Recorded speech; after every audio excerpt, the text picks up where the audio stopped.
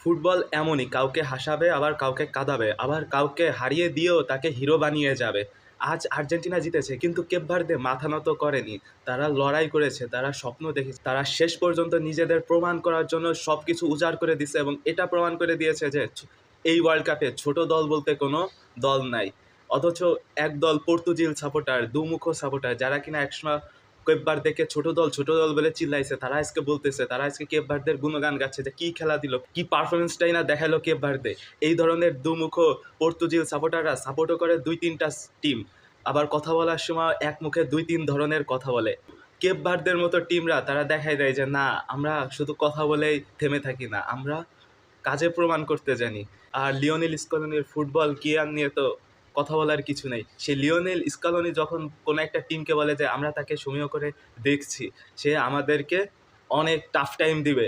তারপর রদ্রিগো দি পল যে কিনা বলে যে এই ম্যাচ 120 মিনিট পর্যন্ত যাবে, তখনই বোঝা যায় যে আসলে কেপ ভার্দে কোন ধরনের টিম। কিন্তু ওই যে দুমুখো পর্তুজিল সাপোর্টাররা যারা এক মুখে দুই তিন ধরনের কথা বলে, এই ধরনের সাপোর্টাররা থাকবে, এরা অনেক কথা বলবে। কিন্তু কেপ ভার্দে আজকে জাস্ট আউটস্ট্যান্ডিং পারফরমেন্স করছে। আর্জেন্টিনার প্রথম গোলটা লিওনেল মেসির, যেখানে পাস দিয়েছিল লিজান্দ্রো মার্তিনেজ, কি দুর্দান্ত একটা অ্যাসিস্ট, সেখান থেকে মাথা নষ্ট ফিনিশিংয়ে মেসি গোল করলো। এক টানা 8 ম্যাচে গোল করার রেকর্ড করলো মেসি, এবং এক টানা 5 নকআউট ম্যাচে গোল করার রেকর্ড করলো মেসি, এবং তার এখন সর্বোচ্চ গোল 7টি এবং তার 1টি অ্যাসিস্ট, অর্থাৎ 7 আপ কিন্তু সে পূরণ করে ফেলছে।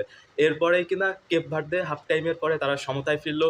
এরপরে আবার মেসি সুযোগ পালো, সেই সুযোগও মিস করলো। আর্জেন্টিনা আরও কয়েকটা সুযোগ পালো, ভোজিনহা তার অতি মানবীয় দক্ষতা দিয়ে সেটা দেখাই দিল। এই ম্যাচে সে 8টা সেভ দিছে এবং দেখাই দিছে যে এই ওয়ার্ল্ড কাপের বেস্ট গোলকিপার হয়তো সেই, হয়তো তার টিম বাদ গেছে কিন্তু তার টিম যদি থাকতো সে কিন্তু বেস্ট গোলকিপার একটা মাস্ট পেয়ে যেত।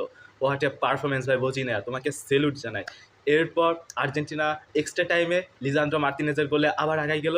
তারপর সেই গোলের শোধ হিসেবে কেপ ভার্দের লোপেজ যে গোলটা করলো, ওইটা করার পর ওই বিশ্বাস করতে পারতেছিল না যে এরকম একটা গোল সে করতে পারছে। ভাই সবাই শুধু একদম স্টপ হয়ে গেছে গোলটা দেখার পর, আনবিলিভেবল একটা গোল ছিল।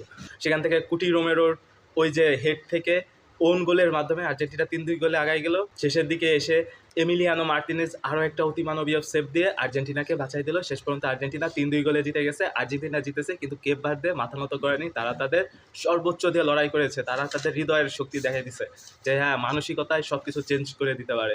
কিন্তু এরকম একটা হাই ভোল্টেজ ম্যাচ, এরকম একটা নার্ভ টেকিং ম্যাচ আর্জেন্টিনা শেষ পর্যন্ত বের করে নিয়ে আসছে। এই ম্যাচে এইটাই আর্জেন্টিনার সবথেকে বড় পাওয়া। ম্যাচের ভিতর আর্জেন্টিনা যেমনই খেলুক, ম্যাচটা বের করে নিয়ে আসছে। এখন স্কালোনিকে আরও বেশি ভাবতে হবে যে এরকম নার্ভ টেকিং মোমেন্ট আরও সামনে অপেক্ষা করতেছে, সামনে এর থেকেও ভালো টিমগুলো অপেক্ষা করতেছে, তাদের এগেনস্টে কীভাবে পারফরমেন্স করবে। এই যে ম্যাচে যে ল্যাকিংসগুলো, প্লেয়ারদের মধ্যে যে রিল্যাক্স চলে আসলো, রিল্যাক্স মোডে চলে যায়, প্লেয়ারদের ডিফেন্সে যে ভাঙন ধরে যায়, এই জিনিসগুলো আরও ভালোভাবে খেয়াল করতে হবে। এবং তাদের যে ফরওয়ার্ড লাইনের যে অবস্থা, যে বাজে অবস্থা চলতেছে, গোল স্কোরিং করতে পারতেছে না। আজকে 3টা গোলের মধ্যে 2টা গোলই আসছে কিন্তু সেন্টার ব্যাকের কাছ থেকে, অর্থাৎ ফরওয়ার্ড লাইনে মেসি বাদে বাকিরা নাই। এখন এইটা নিয়েও লিওনেল স্কলোনিকে অনেক বেশি ভাবতে হবে এবং সে ভাববে এবং চিন্তা করবে। এরপর দেখা যাক পরবর্তী ম্যাচে কেমন পারফরমেন্স করে। তবে এই ম্যাচে আপনার বেস্ট পারফর্মারকে অবশ্যই কমেন্ট করে জানাবেন।